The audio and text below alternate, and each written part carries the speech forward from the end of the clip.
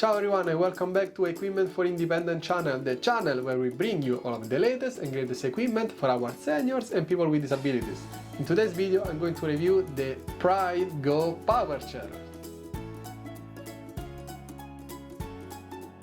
The Pride Go Powerchair disassembles into 4 easy to transport parts, and the heaviest piece weighs only 15.5 kg. This is an off-the-shelf powerchair and does not allow for customization based on the client's needs. This powerchair works well on flat surfaces, so if you're planning to use it outdoor, where the street is not perfect, don't watch this video anymore.